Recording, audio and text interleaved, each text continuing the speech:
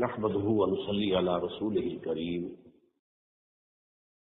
أما بعد فقد قال الله تبارك وتعالى كما ورد في سورة الجاثية أعوذ بالله من الشيطان الرجيم بسم الله الرحمن الرحيم وإنه لعلم للساعة فلا تمترن بها واتبعوني هذا صراط مستقيم صدق الله العظيم رب اشرح لي صدري ويسر لي امري واحلل عقدة من لساني يفقهوا قولي اللهم ربنا الهمنا رشدنا واعذنا من شرور انفسنا اللهم ارنا الحق حقا وارزقنا اتباعه وارنا الباطل باطلا وارزقنا اجتنابه آمین یا رب العالمین۔ ہمارے ہاں اس مسجد میں ایک خاص سبب سے ہماری جو عام معمولات ہیں ان سے مختلف ایک بحث کا آغاز ہو گیا تھا قادیانیت سے متعلق، کیونکہ ہمارے علم میں یہ آیا تھا کہ قادیانیوں نے خاص طور پر ماڈل ٹاؤن کو اپنا ایک مرکز اور اپنا اڈا بنانے کا فیصلہ کیا، اور اس کا ہمیں تجربہ بھی حاصل ہو گیا۔ کچھ نوجوان اہل سنت کے نوجوان میرے پاس آئے تھے اور انہوں نے میری توجہ اس طرح منعقد کرائی کہ یہاں پر یہ اپنی جمعے کی نماز کے لیے اوپن گراؤنڈ استعمال کر رہے ہیں اور اس میں لگا لیتے ہیں پارٹیشن وغیرہ، اور بڑی یوں سمجھیے کہ بڑی مہم کے ساتھ دونوں طرف کی سڑکیں بند کر کے جو بھی لوگ مسافر ہیں انہیں بھی دعوت دیتے کہ آئیں یہاں جمعہ پڑھیں، اور بعد لوگ مغالطے میں وہاں جمعہ پڑھ لیتے۔ اس کے حوالے سے انہوں نے کوشش کی کہ کچھ نہ کسی سلسلے میں، کیونکہ انہوں نے مجھے لا کر قانون دکھایا۔ پاکستان میں جو قانون نافذ ہے وہ یہ ہے، چاہے یہ کہ وہ نافذ نہیں ہے ابھی پہ، لیکن ہے قانون کی کتاب میں تو موجود ہے۔ قادیانی اپنے کوئی جو بھی ان کے نزدیک بھی ان کے مذہبی شاعر ہیں ان کو مسلمانوں کی شکل میں برملا علی الاعلان ادا نہیں کر سکتے، کیونکہ وہ تو دھوکہ دھڑی کی بات ہوگی کہ لوگ سمجھیں گے یہ مسلمان ہی ہوں۔ اب جب مجھے آپ کو معلوم ہے کہ ہماری پوری جو مرکزی اسمبلی تھی، نیشنل اسمبلی، اس کے فیصلے کے تحت قرار دیا گیا بال اتفاق کہ قادیانی غیر مسلم ہے، دائرہ اسلام سے خارج ہے۔ یہ تو فیصلہ وہ پارلیمنٹ کا ایک بڑے پیمانے، بعد میں پھر ضیاء الحق صاحب کے زمانے میں یہ تو ہوا تھا، آپ کو معلوم ہے بھٹو کے زمانے میں، تو ضیاء الحق صاحب کے زمانے میں اسی کی گویا کہ فردر اسٹیپ کے طور پر یہ بات طے کی گئی، قانون بنا دیا گیا کہ وہ اپنی مسجد کو مسجد نہیں کہہ سکتے اور مسجد کی صورت پر نہیں بنا سکتے کہ گزرنے والے کو یہ خیال ہو کہ یہ مسجد ہے۔ اسی طرح وہ اگر کوئی اسلامی شاعر کا ارتکاب کریں گے علی الاعلان تو بھی یہ قابل تعزیر ہے، جرم ہے۔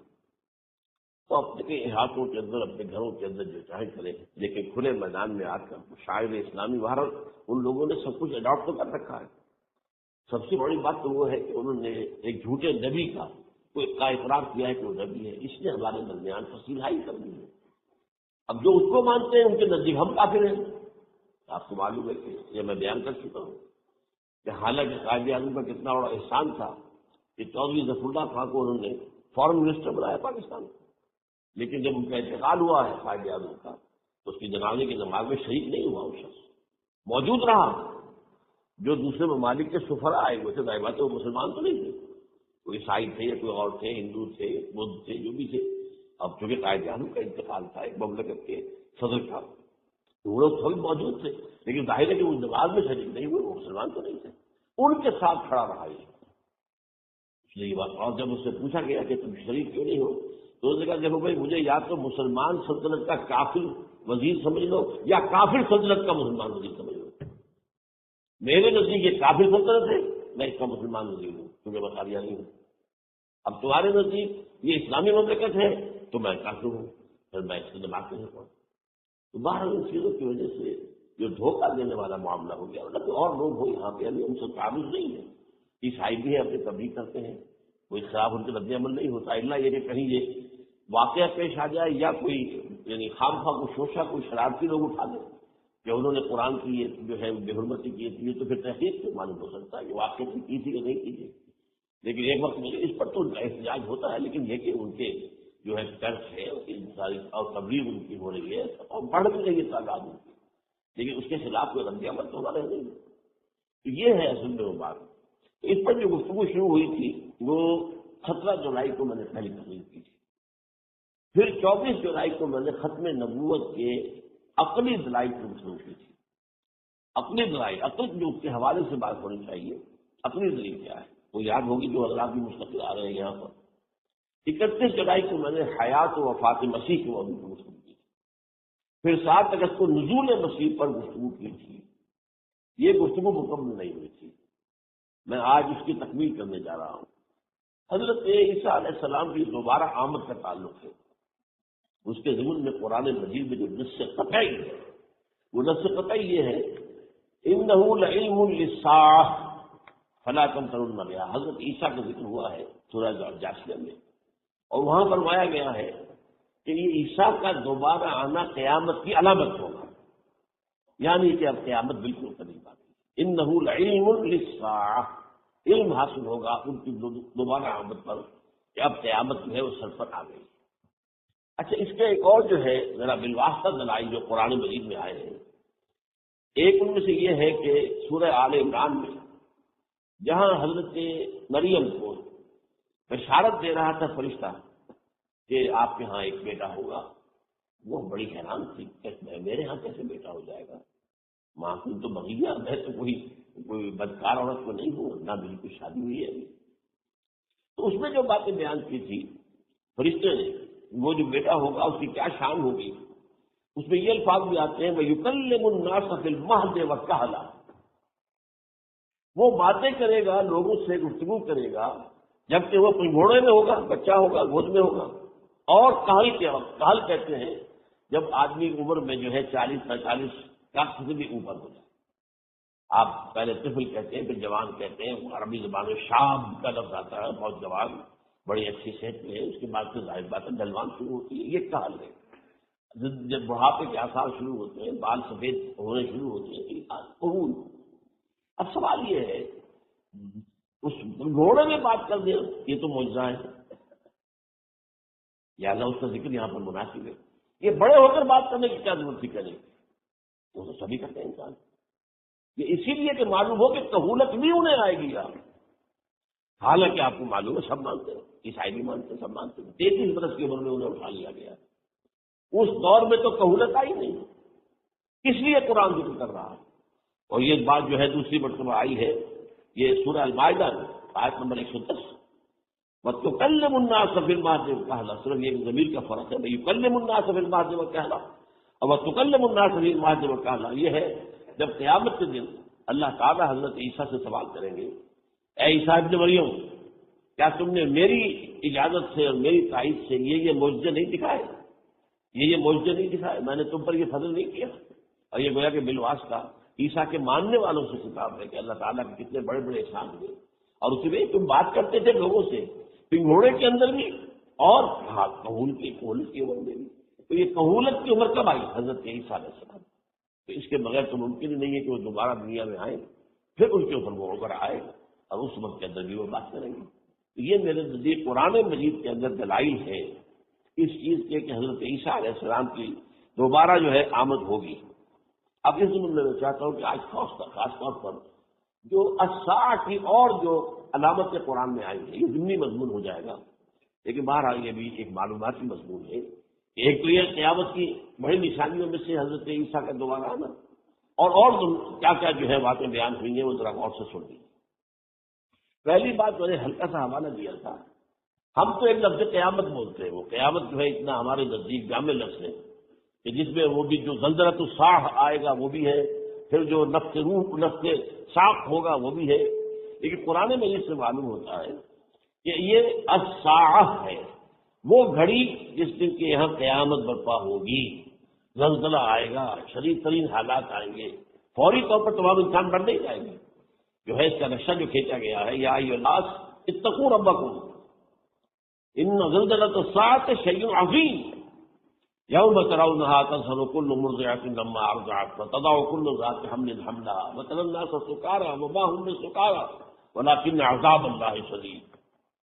اے لوگوں ڈرو، اللہ کا تقوی اختیار کرو، اس لیے کہ قیامت کا زلزلہ بہت سخت ہے، بہت بارش ہے. ان زلزلۃ الساعۃ شیء عظیم. جب پہاڑ چل رہے ہوں گے اور جو ہے انسان جو ہیں گے وہ جس طرح پروانے ہوتے ہیں، پتنگے ہوتے ہیں، ایسے اڑ رہے ہوں گے انسان.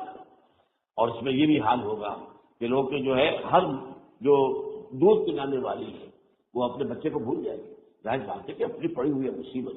حالانکہ سب سے زیادہ محبوب ترین شے دنیا میں اس سے اونچی محبت نہیں ہو سکتی جو ماں کو اپنے دودھ پیتے بچے سے ہوتی، انہیں بھول جائے ایسا تو کل پڑ گیا کہ لمبا اور تمہیں ایسا محسوس ہوگا کہ لوگ کسی نشے کی کیفیت میں یعنی وہ بد حواس ہو گئے، لیکن یہ کہ ماں ہوں میں سکھا رہا ہے اور وہ بدہوش نہیں ہوگی، ولیکن عذاب اللہ شدید۔ یہ ہے زلزلۃ الساعہ، وہ ایک خاص وقت جو ہے، ایک خاص گھڑی جس میں کہ یہ ہونا ہے۔ اس کے علاوہ قرآن مجید میں القارعہ وما ادراک ما القارعہ یوم یکون الناس کالفراش المبثوث وتکون الجبال کالعہن المنفوش۔ اب یہ کیا ہے؟ نفسات قیامت، یہ وہی ہے الساعہ، القارعہ الساعہ۔ اسی کے ساتھ قرآن میں آتا ہے الواقعہ، اذا وقعت الواقعۃ لیس لوقعتها کاذبہ، یہ خافضۃ رافضہ، یہ الفاظ سورہ واقعہ میں ہے۔ اسی طریقے سے اور جو الحاقہ والحاقہ وما ادراک ما الحاقہ، یہ تمام جو الفاظ قرآن مجید میں آئے ہیں یہ آئے ہیں الساعہ کے لیے، قیامت کے لیے نہیں۔ قیامت میں بعد میں بتاؤں گا آپ کو۔ چنانچہ 3 نفخے ہیں جو قرآن سے ثابت، نفخہ فی الصور، اور اس نفخہ فی الصور کا یہ عالم ہوگا یوم ينفخ فی الصور ففزع من فی السماوات ومن فی الارض الا من شاء اللہ، جس دن پھونکا جائے گا سور میں، اور اس وقت صورتحال یہ ہو جائے گی کہ جو بھی آسمانوں میں زمین میں ہے سب پریشانی اور سب پشیمانی اور ایک طرح کی مرعوبیت اور خائف ہو کر رہ جائیں گے، اللہ ان کے جن کو اللہ چاہے، اس کے کوئی ملائکہ مقربین ہوں گے، من فی السماوات فی الارض ہے، اس کے ساتھ یہ کہہ دیا گیا ہے۔ لیکن یہ باقی پورے لوگوں کے اوپر، پوری مخلوقات کے اوپر ایک جو ہے گھبراہٹ کی کیفیت طاری ہو جائے گی۔ تو یہ ہے پہلا فضا۔ دوسرا فضا کیا ہے؟ فضا صاف کہتے ہیں آدمی کا بے ہوش ہو جانا۔ یہ دوسری مرتبہ جب سور پھونکا جائے گا، وَنُفِخَ فِي الصُّورِ فَصَعِقَ مَن فِي السَّمَاوَاتِ وَمَن فِي الْأَرْضِ إِلَّا مَا شَاءَ اللَّهُ۔ یہ ہے کہ اس کے بعد وہ سب کے اوپر موت طاری ہو جائے گی، یہ دوسرے سور پھونکے جانے کے بعد۔ پھر ثُمَّ نُفِخَ فِيهِ أُخْرَىٰ، پھر ایک مرتبہ اور پھونک ماری جائے گی، یہ تیسرا ہو رہا ہے۔ فَإِذَا هُمْ قِيَامٌ يَنظُرُونَ، تو اچانک سب کے سب کھڑے ہوں گے اللہ کی طرف دیکھتے ہوئے۔ اب یہ جو ہے یہ ہے یوم القیامہ، قام یقوم قیامت، کھڑا ہوگا، کیونکہ اس دن یوم یقوم الناس لرب العالمین، جس دن کے تمام انسان جو ہے کھڑے ہو جائیں گے اپنے رب کے حضور، جس کا نقشہ کھینچا گیا ہے اذا دکت الارض دکا دکا وجاء ربک والملک صفا صفا۔ تو یہ سب کے سب انسان بھی جو ہے موجود ہوں گے، فرشتے سفے باندھے ہوئے ہوں گے، اور اللہ تعالیٰ جو ہے اپنے خاص عرش کے ساتھ یحمل عرشہ ثمانیہ، 8 فرشتے اس عرش کو اٹھائے ہوئے ہوں گے جبکہ آسمان پھٹے گا اور اس روئے عرضی پر اللہ تعالیٰ کا نزول ہوگا۔ یہ جو ہے ہمارا یوم القیامہ یہاں ہے، یوم القیامہ ہی میں جو فیصلے ہونے یہاں ہونے، قصہ زمین برسر زمین، جو نیکیاں تم نے یہاں کمائی ہے یا جو بدیاں تم نے یہاں جو ارتکاب کیا ہے تو فیصلہ یہاں ہوگا۔ اس کے بعد اللہ عالم کچھ اور بھی چیزیں ہیں، لیکن یہ کہ وہ سب عام طور پر لوگوں کے علم میں نہیں ہے، میں نہیں چاہتا کہ ہم کا کسی نئی بات سے کوئی جو ہے ذہنوں کے اندر کوئی شبہات پیدا ہو جائے، لیکن یہ چیزیں جو میں نے آپ سے کی از قرآن ثابت ہے، اسی زمین پر اترنا ہے۔ وجاء ربک والملک صفا صفا، یہ سب کے سب آئیں گے، اور ملائکہ، اور اس کے علاوہ جو ہے دوسرے مقامات پر جس کا نقشہ کیا گیا ہے جو سورۃ الحاقہ کے اندر ہے کہ وہ جو ہے جب حضور اللہ کا عرش جو ہے 8 فرشتے اٹھائے ہوئے نیچے اتریں گے، تو یہ تمام چیزیں قرآن مجید میں مذکور ہے، اور یوم القیامہ یہی ہوگا۔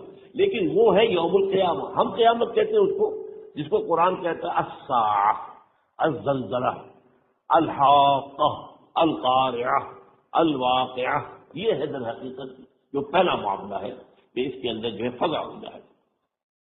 اب دیکھیے جو علامات قیامت احادیث میں آئی ہیں وہ میں آج آپ کو سنا رہا ہوں۔ ان کو 2 حصوں میں تقسیم کیا جاتا ہے، علامات صغریٰ، علامات کبریٰ۔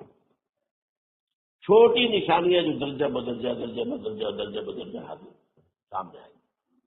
ایک ہے بالکل قیامت سے متصل قبل بڑے جو خرق عادت واقعات ہوں گے وہ آئیں۔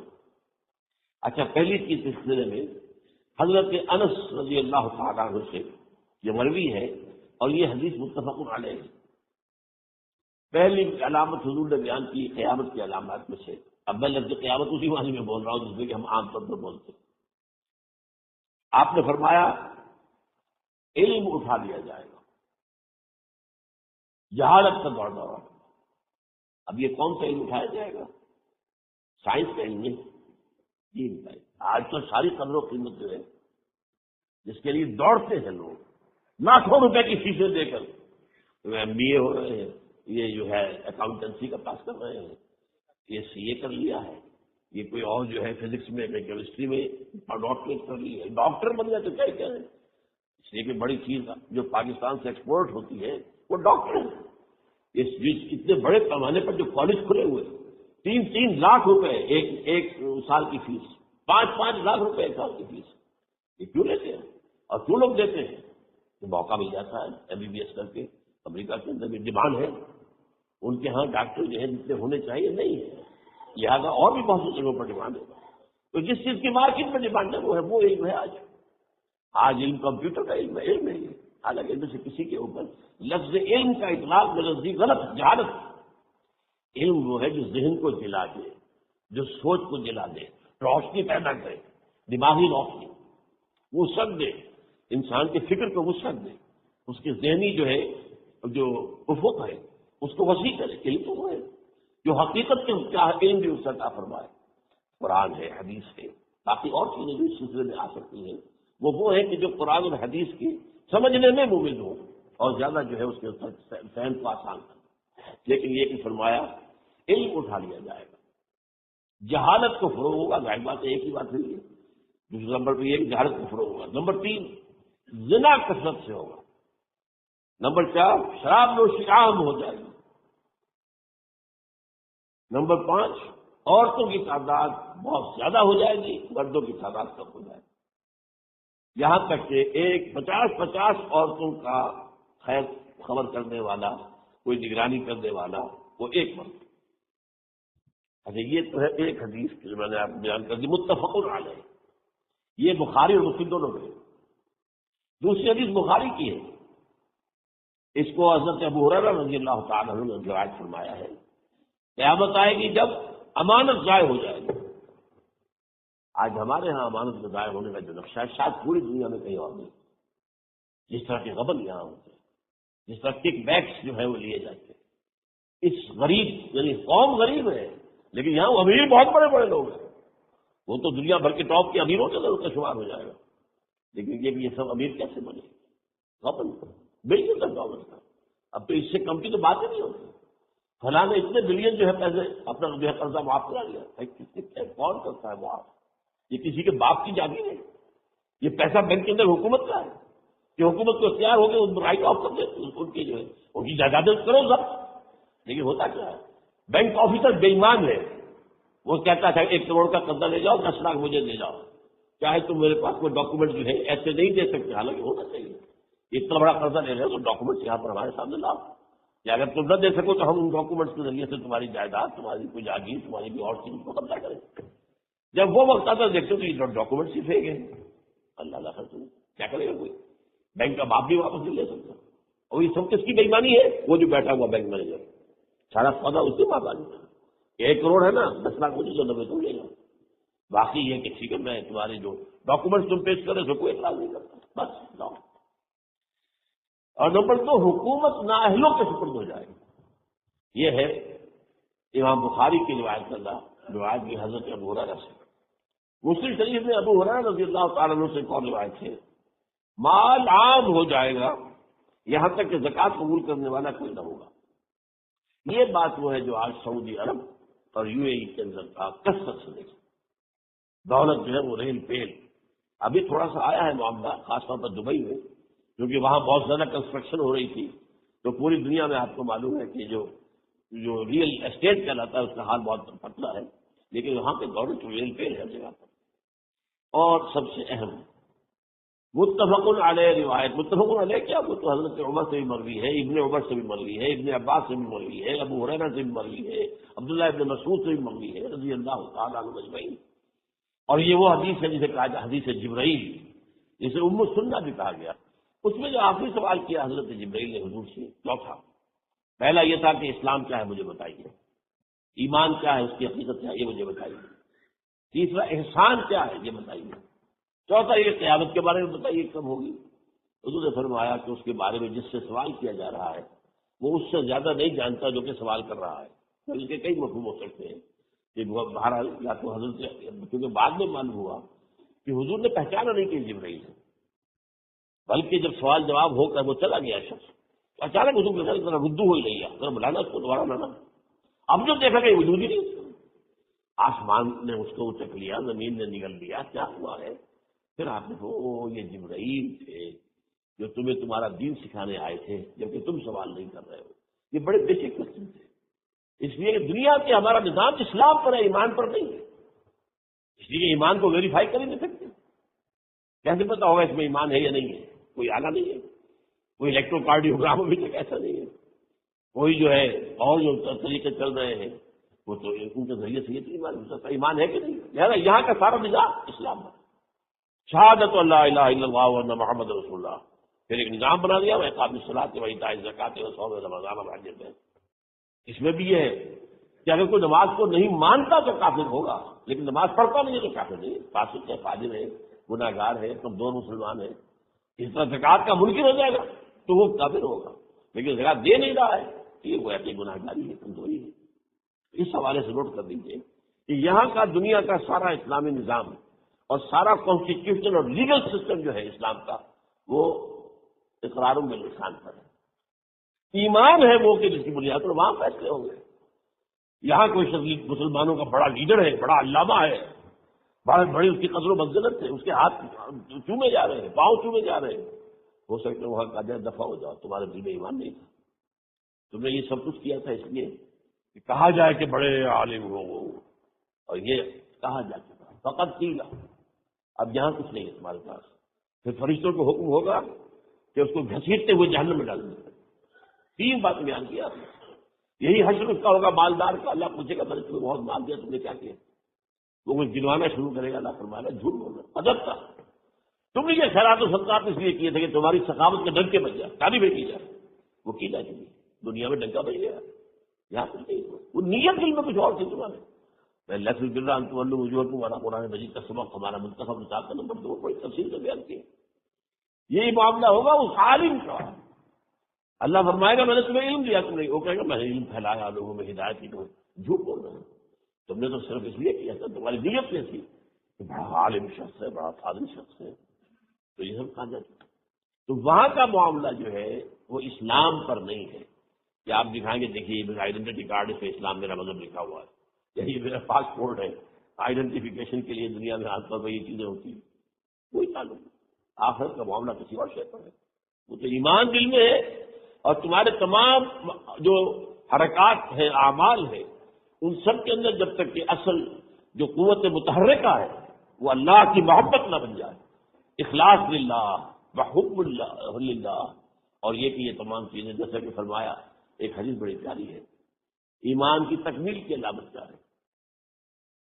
فرمایا من احب للہ وابغض للہ ومنع للہ وآتا للہ فقد استکمل الایمان، جس شخص کے نے محبت جس سے بھی کی اللہ کے لیے کی، اپنے مفادات کے لیے نہیں، رشتے داری کی بنیاد پر نہیں، محبت اوپر ہو جائے، رشتے دار کا حق ہے دو، بیوی کے حقوق ہیں دو، لیکن محبت یہ اللہ کے لیے ہو کہ فلاں شخص سے مجھے محبت اللہ کی، اور اگر نفرت رکھی تو اللہ کے لیے اس لیے رکھی کہ وہ اللہ کے دین سے دور ہے، وہ اللہ کے راستے پر نہیں آ رہا ہے، وہ فسق و فجور کی جو ہے زندگی میں آ رہا ہے۔ اس میں بھی یہ ہے کہ یہ نہیں ہے تعلق قطع کر لو، تعلق قطع کرو گے تو تبلیغ اور اصلاح کا موقع کہاں رہے گا، لیکن دلی محبت نہیں ہوگی اس کو۔ تو اگر محبت ہے تو اللہ کے لیے، اور نفرت ہے تو اللہ کے لیے، اور کسی کو کچھ دیا ہے تو اس لیے کہ اللہ کا حکم ہے کہ دوں، اور کسی سے کچھ روکا ہے تو اس لیے کہ اللہ کا حکم ہے کہ روکو، اس کو نہیں دینا ہے۔ فقد استکمل الایمان، تو اس شخص نے ایمان کی تکمیل کی، یہ ہے اصل جو ڈیسائیڈنگ فیکٹر ہے وہ یہ ہے۔ اور اس ایمان کی پہلی علامت کیا ہے؟ کیسے معلوم ہو میرے اندر ایمان ہے؟ پہلی علامت سب سے کم تر درجے کا ایمان، اس میں فرمایا گیا اذا اساءت کا سیئۃ وحسنت کا حسنۃ فانت مومن، اگر کوئی اچھا کام کر کے خوشی ہو اور کوئی برا کام ہو جائے تو ملامت ہو، یہ کیا کر بیٹھا، یہ میں نے کیا کیا ہے، یہ مجھے نہیں کرنا چاہیے تھا۔ یہ اگر احساس ہے نیکی اور بدی تو تمہارے اندر ایمان ہے، یہ ایمان ہے ادنا کرنے کا، اور وہ ایمان محب اللہ ہے، وابغض اللہ ہے، وآطاع اللہ ہے، ومنع اللہ ہے، فقد استکبر الایمان ہے۔ اچھا، یہ جو متفق علیہ حدیث ہے جو حضرت جبرائیل کی ہے، اس میں پھر ان کو کہ اچھا اگر آپ مجھے یہ کب ہوگی قیامت نہیں بتا سکتے، اس کی کچھ علامتیں بتائیے۔ یہ بڑی عظیم ہے، کیونکہ یہ تو تمام احادیث کے اندر میں نے عرض کیا تھا کہ سب سے زیادہ صحابہ سے منقول ہے، اور آپ نے فرمایا کہ جب لونڈی اپنی مالکہ کو جنے گی اور تم دیکھو گے کہ ننگے بدن، ننگے پیر، بھوکے ننگے بھیڑوں اور بکریوں کو چلانے والے اونچی سے اونچی عمارتیں بنانے میں ایک دوسرے کا مقابلہ کریں، اذا تلد الامۃ ربتها، کیا بات ہے، یہ خاص الفاظ کیوں کہے گئے؟ اولاد والدین کے سامنے دب کر رہتی تھی، کبھی سینہ تان کے بات کر رکھتے تھے، ٹھیک ہے بات آپ مان نہیں سکتے، ابا جان یہ بات تو میں نہیں کر سکتا، یہ فرض کیجیے کہ وہ آپ کو کسی نیکی سے روک رہے ہیں، یہ دینی کام سے روک رہے ہیں، ابا جان یہ تو میں نہیں کروں گا، یہ تو دین کا فرض ہے، یہ کہیں آپ اور ڈٹ کر کہیں اور جمیں اس پر، لیکن یہ کہ کوئی سرکشی کا انداز نہ، ایسا نہ ہو کہ اپنے جناب سینے کو تان کر کے کھڑے ہو جائے، میں نہیں کروں گا، یہ نہیں، یہ غلط ہے۔ اچھا، اولاد میں بیٹی جو ہوتی تھی وہ زیادہ سبارڈینیٹ، سبمسو، بات ماننے والی، کہیں بھی سر اونچا نہ کرنے والی، اور آخری دور میں کیا ہوگا، بیٹیوں سے مائیں ڈریں گی، انہیں چوک نہیں سکتی کسی بات پر، پتہ نہیں کیا بک دیں گے، کیا بکواس کر دیں گے، یہ تو ہمارے یہاں ہو گیا ہے، باہر کیا ہے تو آپ یہ بھی نہیں پوچھ سکتے، آپ کی 13 برس کی لڑکی آئی ہے رات کو 1 بجے، نہیں پوچھ سکتے کہاں رہی ہو، یہ رات کہاں ہو جائے، پوچھ نہیں سکتے، یہ پوچھنا بھی جرم ہے۔ اپنے چھوٹے بچے کو آپ نے تھپڑ مار دیا، تہذیب ہے، سکھانا ہے، غلط کام کیا ہے، اس کی سرزنش ہو رہی ہے، فوراً وہ اگر ایک فون کر دے گا پولیس آئے گی، بچے کو لے جائے گی، اسے لا کر کہیں اور جو ہے ڈپازٹ کرے گی اور آپ پر مقدمہ چلے گا، آپ کو اس سے سزا بھگتنی ہوگی۔ ظاہر بات ہے کہ پھر وہاں سرکشی کا کیا عالم ہوگا، پھر اولاد کہاں سے جھکائے گی، کس درجے میں جھکائے گی، اس کی تربیت جسمانی ہوئی نہیں۔ تو ام قلد الامۃ ربتها، گویا کہ بیٹی کے نزدیک ماں جو ہے وہ ایسی ہو جائے گی جیسے لونڈی، گویا کہ لونڈی نے ایک اپنی مالکہ کو جنم دیا ہے، بیٹی مالکہ بن جائے گی اور ماں جو ہے لونڈی بن جائے گی، اور دولت کے ریل پہ تاجران یہ جو بھوکے ننگے اور مفلس، کیا حال تھا 100 برس پہلے انہیں کھانے کو کچھ نہیں ملتا تھا، یہ مشرقی ساحل پر تھے، یہ سوائے یہ کہ مچھلیاں پکڑ لی، اللہ خیر وہ کھا لی، یا کہیں ان کو بیچ دیا، کو بنڈی لگ جاتی تھی وہاں، اور کیا تھا۔ اور مغربی ساحل پہ کیا ہوتا تھا، ساری ان کی معیشت حج کے گرد گھومتی تھی، حاجی آئے ہیں، خریداریاں کر رہے ہیں، اور آپ کو معلوم پوری دنیا سے مال پہلے ہی پہنچتا تھا وہاں، آپ کو جو ہے ہر ملک کے ہر کونے کا پھل وہاں مل جائے گا آج بھی۔ اور وہاں پر یہ ہے کہ سب سے بڑی بدبوؤں کے لیے سب سے بڑی بات کیا تھی، قربانی کا گوشت، اسے وہ سکھاتے تھے، سخت چمڑے کر کے کھاتے تھے، یہ ان کا حل تھا۔ آج جا کر دیکھیے نئے شہر بن رہے ہیں، امریکنز کو کانٹریکٹ دیے جا رہے ہیں، بالکل ماڈرن شہر بنا دو، ایک ایبسولوٹلی ماڈرن شہر جو ہے وہ جو مشرقی ساحل کے اوپر جو پہلے سے آرام کو سٹی ہے، امریکن سٹی ہو، اس کے اندر کوئی سعودی بھی داخل نہیں ہو سکتا سوائے جس کے پاس اس سٹی کی طرف سے لائسنس نہ ہو، اور اس کی چار دیواری کے اندر، چار دیواری کیا فصیل کے اندر کہیں ہے، جو چاہو کرو، کوئی تم پر پابند نہیں، ننگے نہاؤ، تالاب ہے نہا رہے، ننگی عورتیں ننگی مرضی نہا رہے، کوئی کچھ نہیں رہا۔ اب اسی قسم کا ایک سٹی آباد ہونا جا رہا ہے مغربی ساحل پر، جدہ اور ینگوڑ کے درمیان، اور اس میں اصل میں جتنی بھی دولت ہے جو پیٹرول کی ہے وہ وہیں پر رکھ لی جاتی ہے امریکہ کے اندر، تاکہ امریکہ جو ہے ایسے ایسے پروجیکٹ بنا کر جب تمہیں دے گا تو اس میں سے پیسے دے گا، وہ نہیں ملتی تو آپ سے باہر۔ یہ تو ایک میں نے ایک جگہ آپ سے ذکر بھی کیا تھا، یہ کنفیشن آف این اکنامک ہٹ مین، وہ کنفیشن کی بات جو ہے اگر آپ سے کسی کو دلچسپی ہو تو اسے پڑھو کہ کس طریقے سے 1973 کے آئل امبارگو کے بعد جو شاہ فیصل شہید کے زمانے میں ہوا تھا. پھر جس طریقے سے امریکہ نے ان تمام ممالک کو جکڑ لیا ہے، اس کا پورا جو پروسیس کیا تھا وہ سامنے آتا ہے.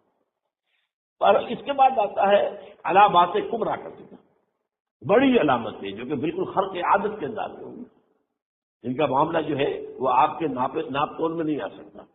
آپ کی کیمسٹری فزکس ان کا جو ہے وہ نہیں کر سکتی ادراک ہوگا یہ قیامت کی.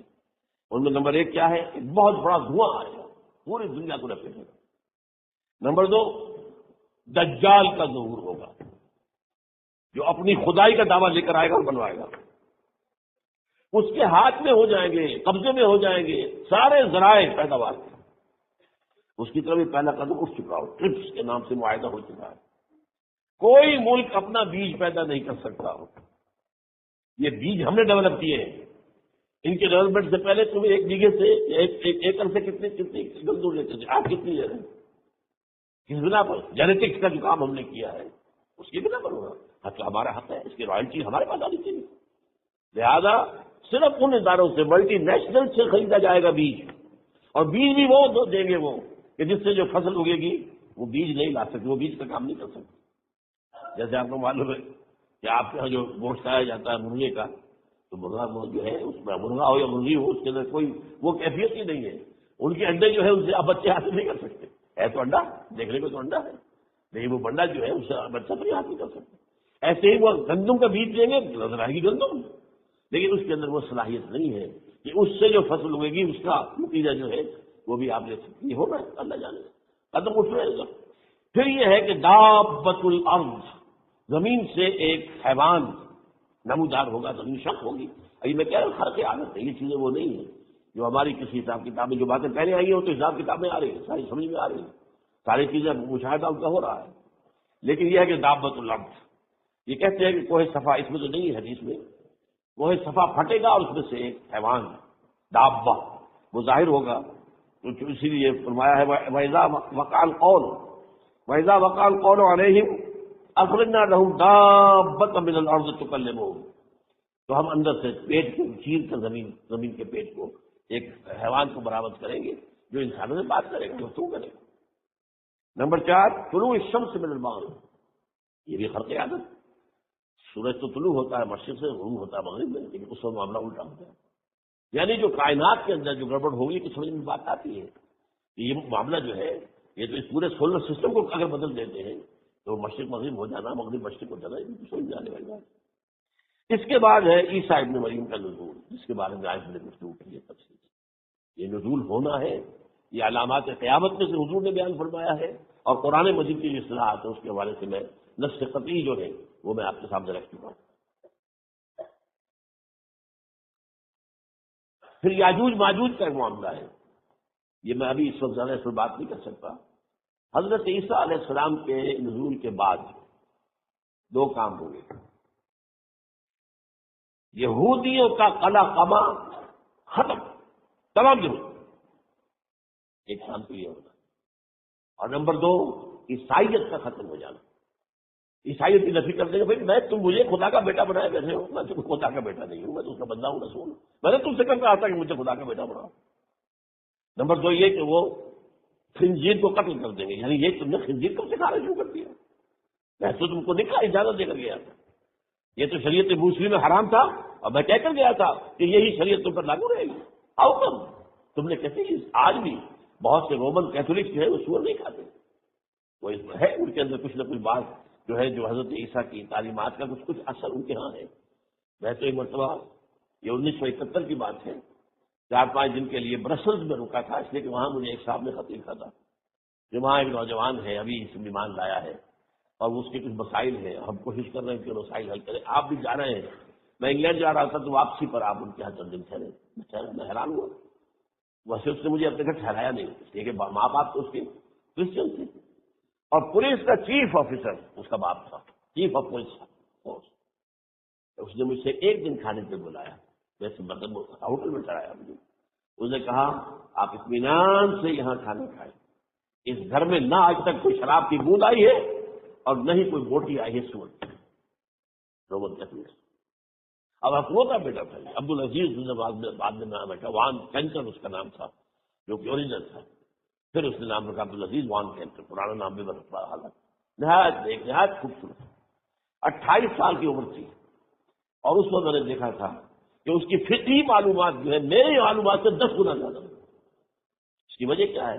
وہ گیا تھا موراکو میں ٹیچر ملازمت کرنے، پیسہ کمانے، وہاں وہ مسلمانوں سے اس کا ہوا ربط ہوا، اسلام کی تعلیمات سامنے آئی، اسلام لے آیا، اب اکلوتا بیٹا ہے، اور ماں باپ جو ہے کرسچن کیتھولکس۔ جب وہاں سے واپس آیا تو پھر کہتے ہیں کہ ہمارے درمیان ایک معاہدہ ہے، وی آر لیونگ ٹوگیدر، لیکن یہ معاہدہ ہے ہم مذہب پہ بات نہیں کریں گے، بس باقی جو بھی ہے وہ ساتھ رہ رہے ہیں۔ لیکن میں حیران ہوا، مجھے معلوم نہیں تھا۔ اچھا، اس کے بعد اس نے جب اسلام کا فیصلہ کیا تو اس کے سامنے سوال آیا کون سی فقہ اختیار کروں؟ تو اس نے بڑی جو ہے تھورو اسٹڈی کی ہے تمام فقہوں کی، کمپیریٹو اسٹڈی، ان کو کرنے کے بعد پھر فائنل فیصلہ اس کا یہ تھا کہ حنبلی فقہ میں اختیار کروں۔ چاروں فقہوں میں سب سے لیٹسٹ حنبلی ہے، یعنی حنفی نمبر 1، پھر مالکی نمبر 2، پھر اس کے بعد شافعی نمبر 3، پھر یہ امام احمد بن حنبل۔ اور امام احمد بن حنبل کے زمانے تک احادیث بہت بڑے پیمانے پر جمع ہو چکی تھی، جبکہ ابھی حضرت امام ابو حنیفہ کے زمانے میں کوئی اتنا زیادہ جو ہے حدیث کا بھی ذخیرہ نہیں کرنا تھا۔ اسی پر تو لوگ حیران ہوتے ہیں کہ زیادہ حدیث امام ابو حنیفہ کے علم میں نہیں تھی، لیکن مجال ہے کہ ان کا کوئی فتویٰ جو ہے کتاب و حدیث کتاب و سنت کے خلاف ہو۔ اگرچہ انہوں نے صاحب کہا کہ اگر تم پاؤ کوئی ایسی سچی حدیث، پختہ حدیث جو میری کسی رائے کے خلاف ہو تو میری رائے کو دیوار پر دے مارنا اور اس صحیح حدیث کا پھر پیروی کرنا۔ لیکن ویسے اس کے بعد یہ کمال یہ ہے کہ بہت ہی کوئی شاذ معاملہ ہے کہ جس میں ان کا کوئی فتویٰ وہ کتاب و سنت سے منافی ہو یا سنت سے منافی ہو۔ کتاب پہ تو سوال پیدا نہیں ہوتا، کتاب تو ساری ان کے سامنے موجود ہے۔ اس کے بعد یہ ہے کہ یاجوج ماجوج جیسے میں بتا رہا تھا آپ کو کہ جب عیسائیت بھی ختم ہو گئی، یہود ویسے ختم ہو گئے، استیصال ہو گیا، جڑ کٹ گئی، اب عیسائیت گویا کہ اسلام میں ضم ہو گئی، عیسائیت بہتی کے بدن ختم، یہودی خود ختم۔ اب یہ طاقت کتنی ہو جائے گی؟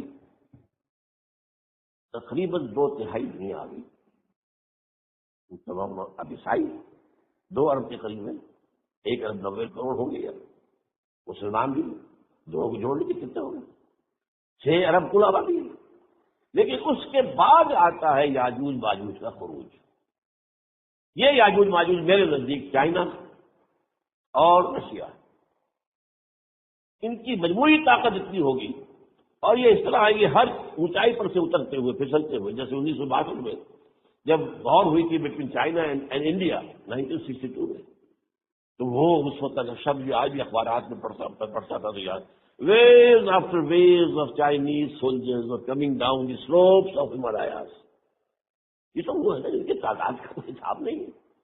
اور رشیا اور یہ مل کر جو ہے، میرا اندازہ یہ ہے کہ جب پہلے ملحمۃ العظمیٰ ہوگی وہ عیسائیوں اور مسلمانوں کے درمیان، اس وقت یہ دونوں پاور نیوٹرل رہیں گی، لیکن غالباً یہ بات طے کر لیں گی کہ ویپنز آف ورلڈ جو ہے ماس ڈسٹرکشن یہ استعمال مت کرنا۔ اگر یہ ویپنز آف ماس ڈسٹرکشن استعمال کرو گے تو ہم میدان میں آ جائیں گے۔ اس میں وہ جنگ جب ہو چکے گی، پھر حضرت عیسیٰ کو فتح حاصل ہو جائے گی، اور پھر یہ کہ یہودیت ختم ہو جائے گی، عیسائیت بطور مذہب ختم ہو کر اسلام میں ضم ہو جائے گا، پھر وہ 40 برس کا عہد حکومت ہے حضرت عیسیٰ علیہ السلام۔ لیکن جب یہ فتح ہو جائے گی ان پر، اب یاجوج ماجوج آئیں گے اور اتنی تعداد میں آئیں گے کہ بحیرہ طبریہ جو ہے اس کا سارا پانی پی جائے گا۔ یہ تو اگر آپ کو کبھی اندازہ ہو یا کوئی آپ جانیں ان لوگوں کو جو ان چینیوں سے واقف ہیں، وہ کہتے ہیں زمین پر ہلتی ہوئی کوئی چیزوں سے وہ تھوڑی تھوڑی کھا جائیں گے۔ جہاں وہ جاتے ہیں ایز اے لیبرر، وہاں کے جو سارے کتے ہیں ختم، ساری بلیاں ختم، ہر شے وہ جو صاف کھاتے ہیں، ہر چیز کھاتے ہیں۔ اور یہ تمام ایسٹرن کنٹریز میں ہوتا ہے، بڑی ڈیلیشیس ڈشز ہیں یہ سانپ وغیرہ وغیرہ، اور یہ جیسا کھا جائے پانی پی جائے ایک قطرہ نہیں رہے گا اس بار۔ تو پھر جو ہے اللہ تعالیٰ اس وقت جو ہے اس میں ایک ایسی بیماری پیدا کرے گا، یہ سب مر جائے، یہ معجزے سے ہوگا۔ یعنی ان کے اوپر فتح جو ہے وہ عام لڑائی کے ذریعے سے نہیں ہوگی، بلکہ اس کے اوپر فتح جو ہوگی وہ اللہ تعالیٰ سے بوجھے، ایک بیماری پیدا ہوگی سب مر جائے گا۔ اور اس کے بعد اللہ تعالیٰ ایسے پرندے بھیجے گا بڑی لمبی لمبی گردنوں والے، وہ ان سب کو کھا جائیں گے، جیسے ہمارے گدھ ہوتے ہیں وہی تو صاف کر دیں گے۔ ورنہ تو یہ ہے کہ پوری دنیا کے اندر جو بدبو اور جو پیدا ہوتا معاملہ اس سے تو اس نوع انسانی کی بقا ممکن نہیں۔ ان کے خاتمے کے بعد پھر یہ ہوگا کہ حکومت اسلامی جو ہے پوری دنیا میں حضرت مسیح علیہ السلام کی 45 برس وہ رہیں گے، اسی میں وہ کہلم بھی آ جائے گا، وہ فلما جب کہلم جو میں نے شروع میں بیان کیا تھا، اسی میں پھر یہ ہے کہ وہ شادی بھی کریں گے، ان کی اولاد بھی ہوگی، اور پھر جب انتقال ہوگا تو حضرت حضور صلی اللہ علیہ وسلم کے حجرے میں وہیں پر جہاں حضور اور ابو بکر اور عمر رضی اللہ تعالیٰ عنہ کا بنے وہیں پہ ان کو دفن کیا جائے، اور قیامت کے دن حضور فرماتے ہیں کہ میں اور یہ تینوں ساتھ ہیں۔ تو یہ ہے وعدات و واقعات۔ بہرحال اس میں یہ ہے کہ یہ نوٹ کر لیجئے کہ جہاں تک ہمارے ہاں آج کل کا معاملہ ہے، میرے نزدیک میں یہ کہنے پر مجبور ہوں، جو رفع و نزول مسیح کو نہیں مانتا وہ کم سے کم منکر حدیث ضرور ہے، میں اس سے کم کا فتویٰ نہیں دے سکتا۔ اب یہ ہے کہ جو لوگ مہدی کو نہیں مانتے ان کا معاملہ میں مختلف سمجھتا ہوں، چند منٹ لے رہا ہوں آپ کے اور اس لیے کہ ان کی حدیثیں صحیح ہیں نہیں ہے، بخاری مسلم میں نہیں، اور یہ کہ بہرحال ان کا معاملہ جو ہے وہ ایسا نہیں ہے حضرت عیسیٰ کا۔ حضرت عیسیٰ کے آنے کا جو کچھ ہوگا وہ تو میں نے آپ کے سامنے بیان کر دیا، لیکن یہ ہے کہ حضرت مہدی ہمارے نزدیک ان میں فرق عادت کوئی ہے ہی نہیں، جیسے ہر صدی کے مجدد ہوتے ہیں آخری صدی کے مجدد وہ ہوں گے، اور میرے نزدیک یہی آخری صدی ہے، اور اسی میں حضرت مہدی کا ظہور ہو جانا۔ سعودی عرب میں کوئی خانہ جنگی ہوگی کسی بادشاہ کے انتقال پر، اور پھر اس وقت یہ اصلاحیں ہوں گے، اس وقت ملک کے حالات کو سنبھالنے کے لیے لوگ ان کو زبردستی نکالیں گے، چھپے ہوئے ہوں گے ایک گھر میں۔ یہ حضرت ام سلمہ رضی اللہ تعالی عنہ کی روایت ہے کہ ایک بادشاہ کے انتقال پر یہ خانہ جنگی ہو جائے گی، اور ایک شخص مدینے سے بھاگ کر مکے میں چھپ جائے گا۔ یہ تو ہے ان کے الفاظ، میں توجیہ کر رہا ہوں، یہ لوگ ان کی طرف دیکھ رہے ہوں گے کہ یہ جو وقت آیا ہے فطرے کا ہماری قوم پر، ہمارے ملک پر، تو ان کی شخصیت ایسی ہے کہ یہ بیچ میں آئیں، صلح صفائی کرائیں، اور وہ جو ہے اس ذمہ داری سے بچ کر بھاگیں گے اور جا کر مدینہ مکے میں چھپ جائیں گے۔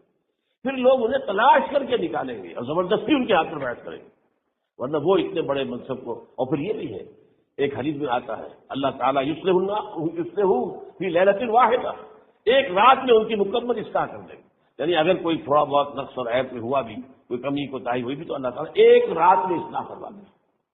لیکن ہمارے نزدیک اس سے کوئی خرق عادت ہے ہی نہیں، البتہ جو کہتے ہیں اہل تشیع وہ خرق عادت ہے کہ ان کے 12ویں امام جو ہے وہ بچپن ہی کے اندر اس خوف سے کہ جو بنو عباس بادشاہ ہیں وہ ان کو قتل کر دیں گے، تو وہ ایک غار میں چھپا دیے گئے۔ اب وہ 1200 برس اس غار کے اندر چھپے ہوئے، اور اس کے بعد وہ ظاہر ہوگی، وہ امام مہدی ہوں گے۔ اس میں خرق عادت ہے، لیکن میں یہ کہتا ہوں کہ محض خرق عادت کی بنیاد پر ہم اس کی نفی نہیں کریں گے۔ کیوں؟ کیا ہم یہ نہیں مانتے کہ اصحاب کہف 300 برس تک سوئے رہے؟ یہ کیا عام بات ہے؟ حضرت عزیر علیہ السلام اللہ نے انہیں موت دی، موت، اور 100 برس کے بعد زندہ کر کے اٹھا لیا۔ تو خرق عادت حضرت عیسیٰ کو ہم اتنا بڑا خرق عادت مانتے ہیں کہ اٹھا کر آسمان پر، تیسرے آسمان کے اوپر ہے، موجود ہے، اب بھی ہے۔ شب معراج میں تیسرے آسمان پر حضور کی ملاقات ان سے ہوئی، تو یہ خرق عادت کی بنیاد پر نفی نہیں ہم ہو سکتا ہے، لیکن یہ کہ اس کے لیے ہمارے پاس کوئی دلیل نہیں، کوئی احادیث نہیں، کچھ نہیں، اس لیے ہم اس کو نہیں مانتے۔ البتہ خود وجود جو ہے حضرت مہدی کا وہ کوئی عجیب بات نہیں ہے، وہ تو جیسے پہلے بھی آئے ہیں ہمارے مجددین، ایسے مجدد ہوں گے اور دین کو تازہ کر دیں گے۔ ایک صحیح اسلامی ریاست جو ہے وہ عرب میں قائم ہو جائے گی دوبارہ۔ حضور نے فرمایا وہ عدل اور انصاف سے عرب کو اسی طرح بھر دے گا جیسے کہ وہ اس سے پہلے ظلم اور جور اور زیادتیوں کے سے بھری ہوئی ہوگی۔ تو یہ کام ہوگا، یہ تو مجدد کا کام ہوتا ہی ہے اس حوالے سے۔ لیکن بہرحال میں نے پھر بھی کہا کہ اگر احادیث کی کمزوری کی وجہ سے کہ صحیح عین میں نہیں ہے، اگر کوئی شخص انکار کرے تو مجھے کوئی اعتراض نہیں، ٹھیک ہے، لیکن جو حضرت عیسیٰ کے نفع سماوی اور حضرت عیسیٰ کے نزول کا انکار کرتا ہے وہ کم سے کم، میں انہیں اور آگے کوئی فتویٰ نہیں دیتا کہ وہ کافر ہو گئے یا یہ ہو گیا یا وہ ہو گئے، لیکن منکر حدیث کے لائن میں تو وہ لازماً کھڑے ہو گئے، کیونکہ اتنی واضح پکی حدیثیں ہیں۔